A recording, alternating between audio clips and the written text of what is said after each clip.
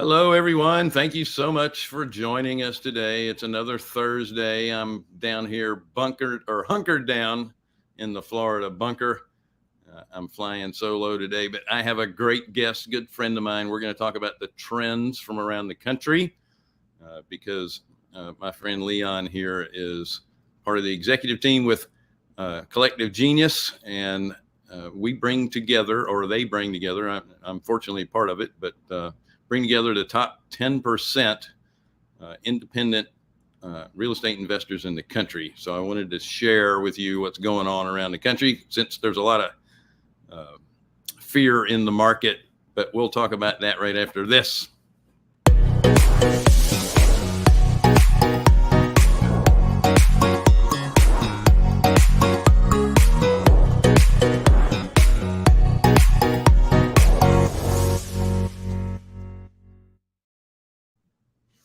Once again, thank you so much for joining us on the Real Estate Investor Show, Hard Money for Real Estate Investors. We are Carolina Capital Management. We're our lenders in the Southeast for real estate investors. So if you have a real estate project you need to get financed, go to carolinahardmoney.com and click on the Apply Now tab.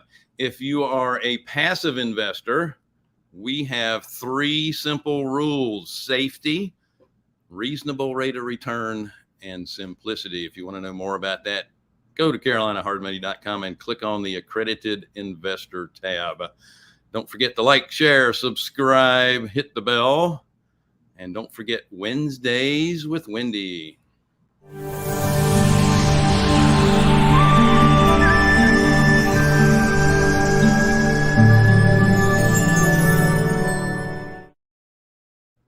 Wendy devotes 30 minutes per person on Wednesdays, but you have to get on our calendar, and it's usually booked up a couple of months in advance. So there's the link. It's also available on the chat, which is on the right side of your screen or underneath, depending on the platform that you're viewing us from. I also want to remind you that we're also available on Rumble.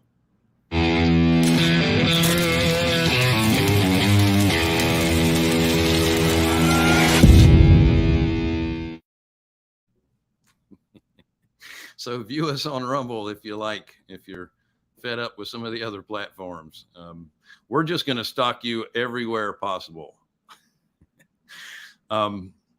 So as I was saying earlier in that really long tease, I'm very fortunate, and I always talk about this. Hi, Scott. How are you?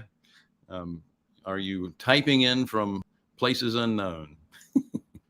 So, by the way, if you guys have any questions, comments, make sure you put them over there in the chat as well. But I know you guys are a little concerned about the market right now, what's going to happen with rising rates. In my personal opinion, I like the rising rates because it's going to bring a little normalcy back to the market.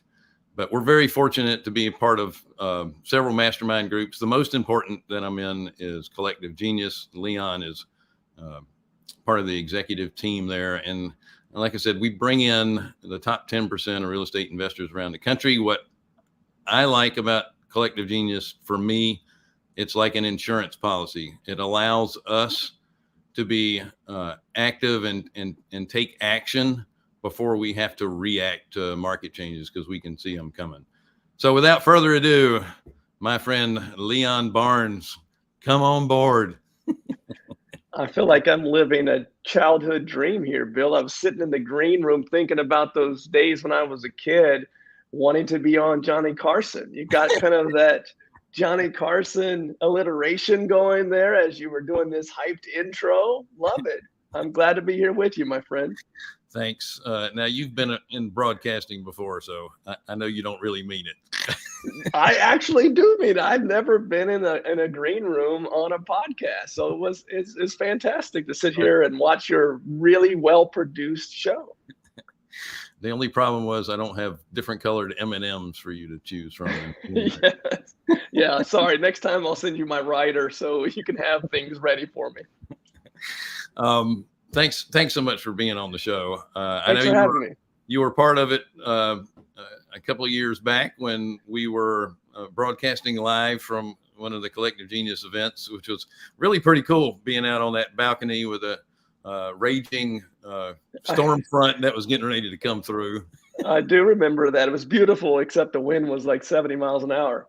Yeah, but see, the benefit was nobody knew that because we used headphones with muffles on the microphone. Yeah. So it still worked out pretty well. I was going to do the show here from outside, but all I have is my laptop, and the wind is a bit higher than I'd like, and it was going to be nice and quiet.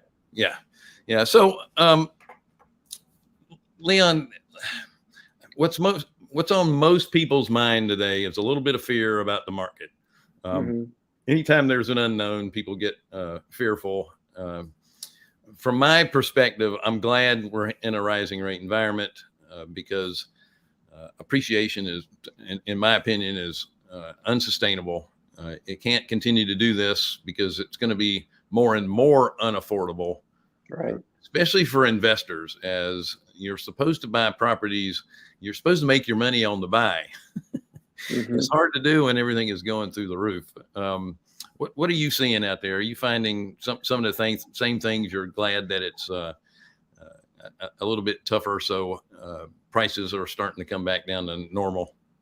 And I always start by saying, when I answer these questions or give an opinion on this, it's really an opinion that I receive from talking to real estate investors across the United States. Not only our membership base, which now is 270 plus between the two groups, but it's also the 5 to 10 new investors that I talk to on a weekly basis. I just had this call or just had this question brought up to me yesterday from an investor and his son in Chicago and Milwaukee area. And they asked me this question of, what do I think about the marketplace? And I said, all I can do is give you what the feedback that I receive from investors across the US. And I can tell you this, that the real estate investing world has evolved so much over the last 5 years from, being around Collective Genius since 2015. The evolution of technology has changed the game. There are more people in real estate investing today than I can ever remember, especially from the single and small multifamily space. All right. The biggest feedback that I receive is that yes, it is getting tougher to find deals, but the technology and the ability for people to figure out ways to get to that seller directly it has continued to make it, I won't say easy, right, but has continued to allow real estate investors to find deals. I'm not hearing on my side, Bill, that people are struggling. Everyone wants more. There's no doubt about that. But I'm not hearing on my side that people are struggling to find deals or move them on the other side, because like you mentioned before, market appreciation has continued to skyrocket for the last 3 or 4 years. For me, I think the biggest concern that I have, and this is a long-term play, Bill, I don't know if we had this conversation in March in Arizona. My biggest fear is that a lot of the disposition of these assets, whether it's through assignment or through hoteling to or selling an asset to a hedge fund or an iBuyer, is that the percentage of assets, single family assets, especially in the Southeast, the Midwest, that are being sold to those hedge funds over time, it just continues to eat up, that stock. And today that doesn't affect us. In fact, it's really good for real estate investors. It's taking their yields up 25 to 50%. If I have a concern long-term, it's the inventory. Right. That's the long-term concern that I would have. But as of right now, interest rates haven't affected at least the retail agents that I speak to, because part of that 270 membership base, most have retail license or a retail team. And because of pent up demand and inventory in most markets being less than a month, especially on the affordability side, people are still waiting to buy homes, single family homes, especially in almost every single metro market. I haven't heard of one agent investor in our group saying, man, It's taken me 30 days to get one offer. I'm hearing people still getting 5 to 20 offers on every single property. I know that's a long-winded answer, but hopefully gave you some perspective. Well, that also uses up valuable time in our spot, and we won't have to look for things to say later when we run out of things to You don't have to worry about that with me, my friend. I was going to mention that I was at an event in Fort Lauderdale 2 weeks ago, and somebody had showed the stats on multifamily, institutional ownership of multifamily, and then institutional ownership of single family. And right now, you're correct. Institutional ownership of single family is only about 2.3% of the total market. And we're also in a situation where we're already behind the 8 ball in housing starts. Since 2008, we basically lost that industry for a while. There were no homes being built. Right. And so we're behind household formations, and it's going to take another 5 years of continually building to even start to catch up. And if you're right, if they start taking that inventory off the market for people to own, we're still going to have that shortage, which means we're still going to continue to have a supply issue, which means it's going to sustain their values. And you're right about there's homes out there and people are still fighting over it. I read an article, and they were, the headlines were, doom and gloom that the market's slowing down and blah, blah, blah. And you get further into the article, and instead of 10 people fighting over the house, now there's only 5. And instead of getting 700,000 over asking price in San Francisco, they're only getting 350. It's not even normalized. It's still above normal. No, But we're so used to the last couple of years, especially if you're a real estate professional, you're so used to receiving, 5 to 10 offers that are, like I mentioned before, 25 to 50% over asking price. I'm a perfect example, and excuse me, I'm fighting a cold here, but I'm a perfect example. I moved to Tampa, almost 2 years ago now, and we're still renting. We found a nice house to rent, but in this marketplace, the area in which we want to live in, outside of lots listed for sale, there has not been one listed property in the immediate proximity in which we're looking in. And call it a quarter-mile radius. Not one in since September. I've not seen one listing. Wow. And if it had been listed, again, it was either a lot or a property that was a pocket listing that was already sold once the sign went into the ground. That's, we're also talking about a recent study came out that Tampa is the, third hottest market in the U.S. in regards to people moving here, behind Miami and Phoenix. So some of that is, just location, obviously. But my business, we have a retail and a flipping and a rental business back in the Midwest. It's the same. Anything that we put on the market, we typically have multiple offers still to this day. We still have 3 to 5 offers within the first 24 hours. So what you're seeing, I'm assuming, is that the inventory is there, but you need to have good marketing in order to find it. So what I'm seeing is that the low-hanging fruit, the people that do it part-time are having difficulty the most because they don't have the marketing budget and the personnel to go find these and get them under contract quickly on the purchase side of things. Is that about right? Are you asking what they should be doing, or? I'm just saying that it's your full-time real estate investors that have the budget for marketing that are still able to find properties to purchase. It's the kind of the part-timers that are having the most difficulty, right? That's probably an accurate statement, just because you gave the caveat of part-time. Yeah. But because I do have, so I know you're going to get to this, Bill, but this is a great place to enter this with Collective Genius. mastermind, been around for 12 years. Mhm. About 16 months ago, we decided to split into two different groups just because the experience level that some investors have versus others that have been in the business maybe say 2 to 4 years versus 5 to 20 years. Sure. There's a different level of investing experience there and different level of mastermind that's needed for each one of those individual groups. And we had fought that for a long time. Jason, when I started this organization 4 years ago, it was just like, I don't want to start another group.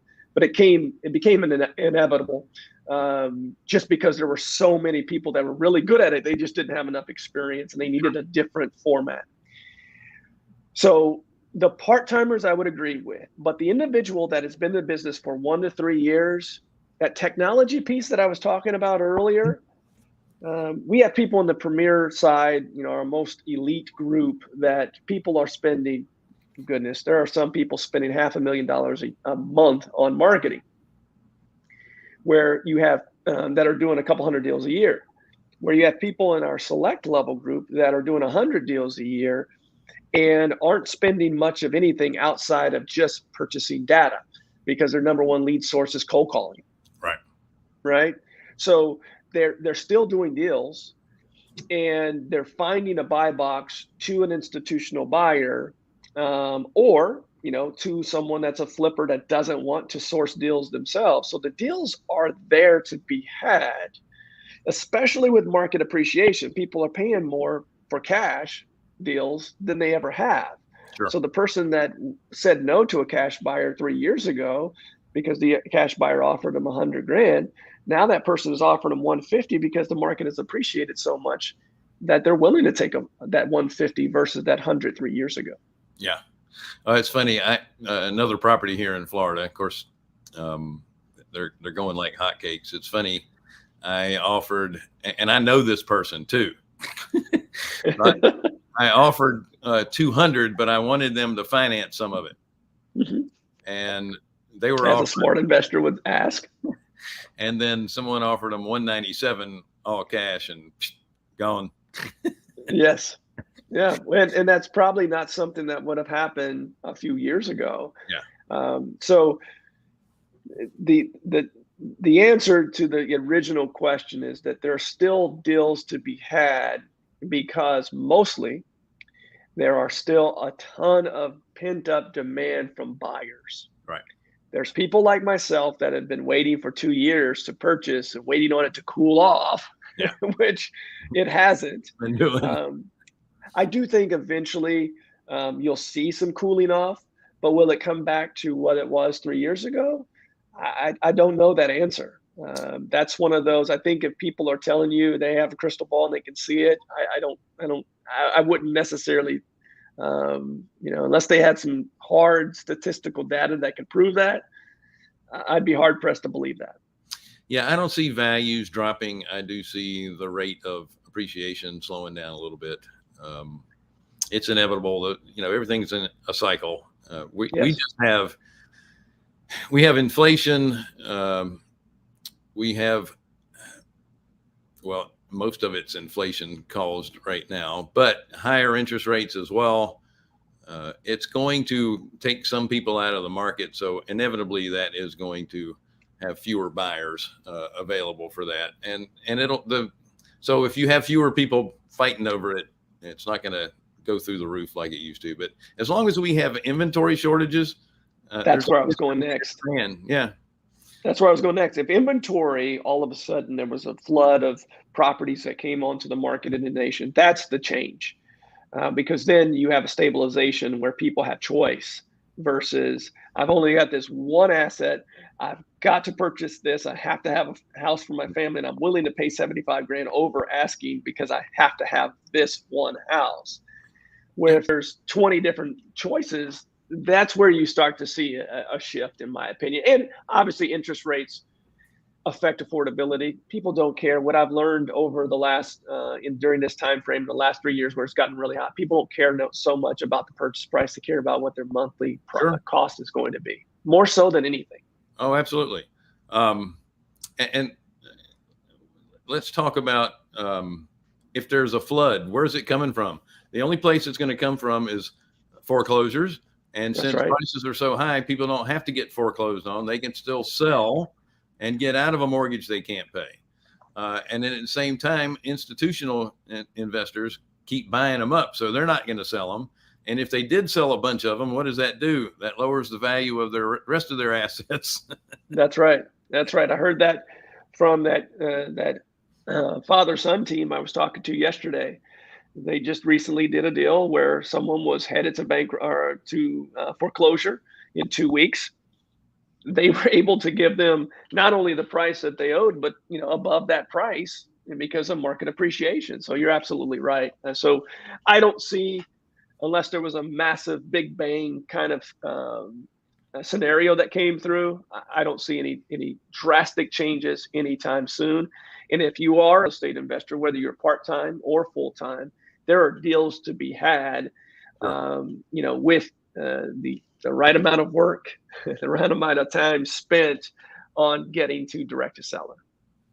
So while we're on the subject of Collective Genius, let's talk a little bit about the organization, what it helps real estate investors to do and improve on, and kind of the different levels that you should consider getting into the group.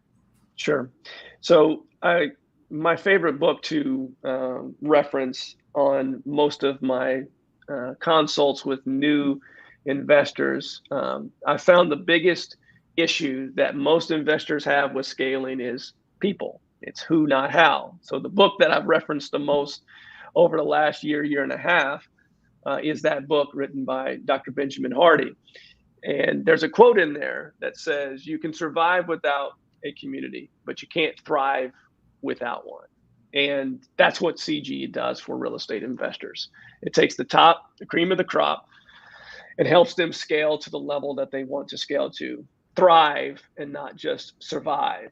And when Jason started this organization 12 years ago, it was always towards the elite investor. And so at that time, it was 50 plus transactions a year in order to qualify to get in, with some exclusivity limitations and those type of things. And 12 years later, actually 10 years later, we started to see a trend, Bill, and I think you saw this as well, is that the person that was doing 50 transactions a year a couple of years ago, they were pretty new, they were pretty green, but yet they were doing 50, 60, 100 transactions a year, and mostly wholesaling, without much fix and flip, without much private money experience, without much hiring experience. You didn't need a lot of people in order to do 50 to 100 deals. To this day, you don't. I have people that apply that have 0 employees that are doing 60, 70 deals a year, mostly assignments, obviously. Sure. So 16 months ago, we decided that there was this massive gap between a professional long-term real estate investor and someone that is a professional full-time investor that has been in the business between 1 and 5 years, still doing over $1 million usually in gross profit in 50 plus transactions. And so what we did was we created 2 groups. We have our premier group, which has 187 members in it as of today. That's the group that's been around since day one. Qualifications for that group is 100 plus transactions a year or revenue equivalency. Usually it's a $3 million threshold of gross profit. And they typically have a team, a full team, W-2 employees, not just a bunch of 1099s. Nothing wrong with that. Nothing wrong with having a bunch of VAs helping you and assisting you, because they have those as well, but at least have a core base of their team. The select group, which has been around now for 16 months, and I'm very proud to say that we have broke the 90 barrier. We have 92 members. Nice. In that organization. We just had our first renewal in January. We have our next meeting here in Tampa in 4 weeks. And really, what we do with that group is we focus on a lot more of the blocking and tackling. We're still talking about how do you do more deals. Sure. Excuse me. How do you do more deals? That's what everyone wants to know in a real estate investing mastermind. It's how do I do more with what I have? And then let's talk about how do you do more by you not doing it all by yourself and building out a team.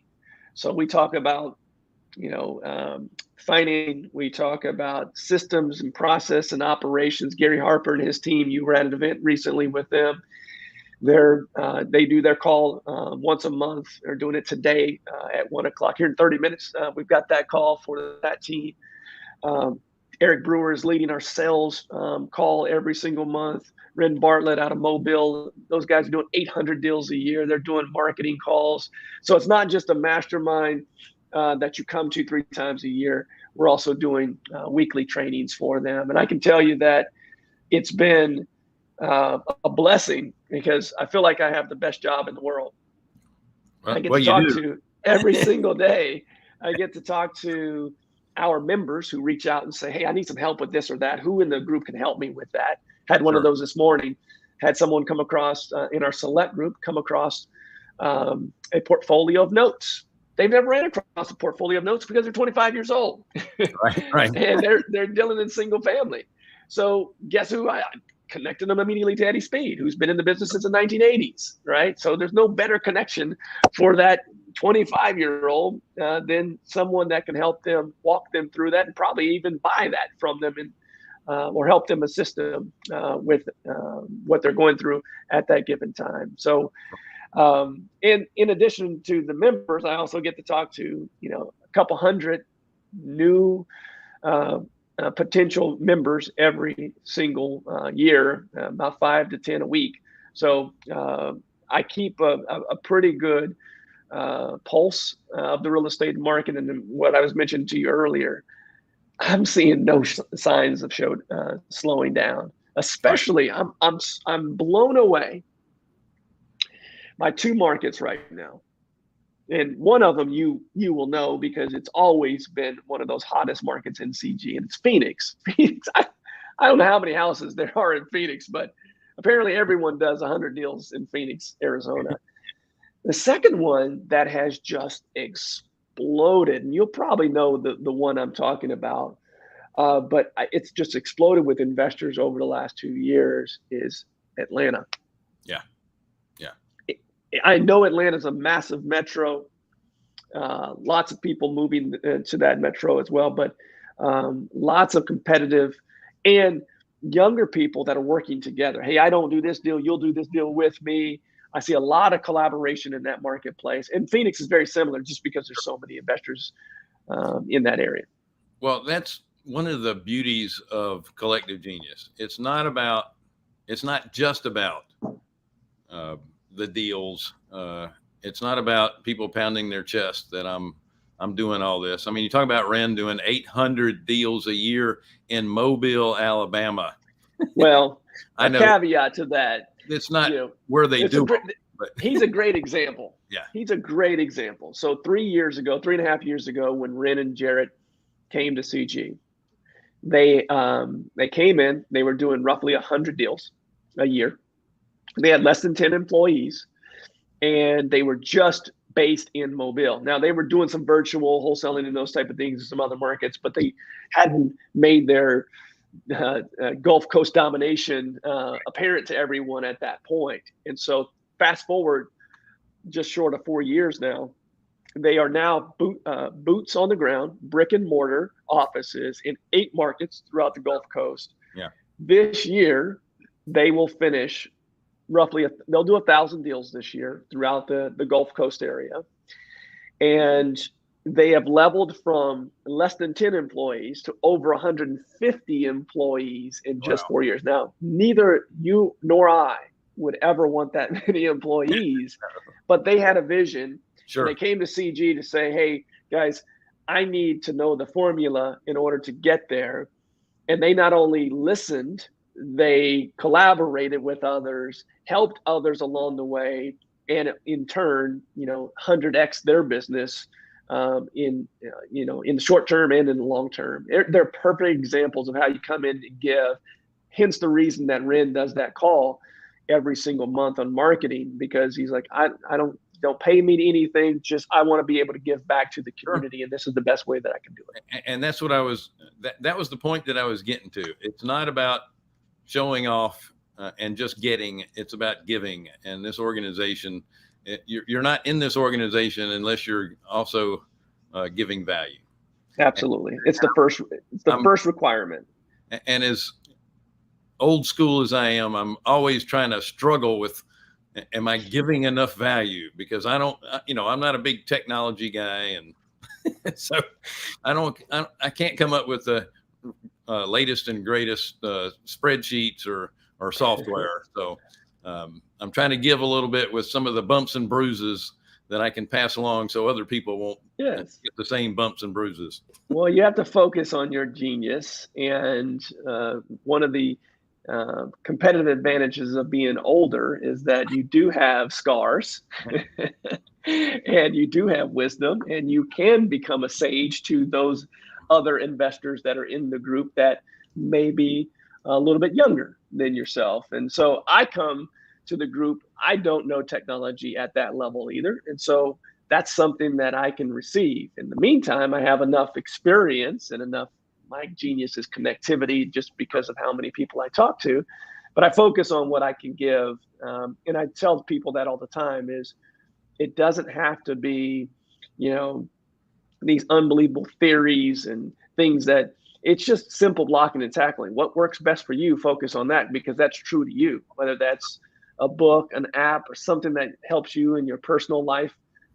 Share those things that are most passionate to you, and that's what comes across the best, and that's what typically wins a belt. It's the stuff that is not necessarily this new technology. It's usually something that's so simple people go, man, why didn't I think of that? And for those who don't know what he's talking about with the belt, we always do a presentation. Well, every other meeting you have to do a presentation, and in each room there's usually 4 rooms. The people in there pick the best presentation, and they win the belt. And so there's a little extra pressure to make sure that you have a good presentation as well. Yeah, it's a WWE style belt, and I was hoping that I had one in here. I'd show it to you, but we've given them all out. Now we give out, I think 7 per meeting, or 4 for maybe 5 now. It's 5 for Premier. Oh wow! And Yeah. it's 4 for our select group. So we got a ton of belts out there now.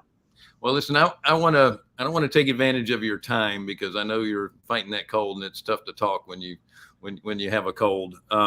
I did want to say that if I was in my office, I would have held up my Who Not How book, and I just finished the This Gap. one? Yes, and I just finished the Gap and the Gain with Dan and the doctor that does a very good job of narrating as well, not just writing these books. Yeah, that's the Gap and the Gain is a big favorite of Jimmy Vreeland, who's another one of our CG members in St. Louis. He's also on our select leadership team. He talks about that book quite often. And usually that's really where, and he's actually doing a presentation on that at our select meeting here in 4 weeks, because if the select member where they're stuck is from phase 1 to phase 2. They're going from being an entrepreneur, doing everything themselves, to starting to evolve to a business leader. Sure. And they're stuck in that gap. So and we still have Premier members that are stuck in that, as well as they're going from level 2 to level 3 or 3 or 4 in their business. Yeah. The premise is you can't, if you don't celebrate your little wins, you don't think you've done very much in the past some period of time. And you have to stop and celebrate your wins, so you know that you are moving the ball forward a little. And if your eye is always on the horizon, that's something that's unachievable, because as you're walking out towards the horizon, you never reach it, but you've gone a long way to get to where you've not reached, right? Yeah. It's like when you look at a mountain, when you're near a mountain and it looks so close, and you walk 10 miles and you're not any closer. One last thing I'd like to mention about Jimmy. He did a great presentation on the hero's journey. As part of when you're doing a presentation, you have a story to tell, and I'm not going to get into the hero's journey, but this past mastermind I was part of, they brought someone in from New York who is a publicist that was talking about the hero's journey, and I was just back there smiling, going, "Yeah, I already know about that, but thank you." And it was delivered to me from my favorite mastermind. So, Leon, thank you so much for all your time. Absolutely. if anybody wants to get in touch with you, can they use that collectivegenius.com URL? They can, and you can access all of our information on there. My email is simple. It's leon@thecollectivegenius.com. You can always reach out to me via email. And Bill, anytime you need me, whether it's for a quick hit or a long interview, I'm always available. Well, I certainly appreciate it, and I hope you get to feel better. Thank you. I am. By the way, don't go anywhere. As I close out the show, I want to thank you properly. We're going to stick you back into the green room, though. Excited to go back. You got the M&Ms in there now, right? I think they had them shipped while we were talking. Thanks, Folks, Bill. Thank you so much for joining us on the Real Estate Investor Show, Hard Money for Real Estate Investors. By the way, don't forget that Wendy and I are going to be speaking at the Quest Expo.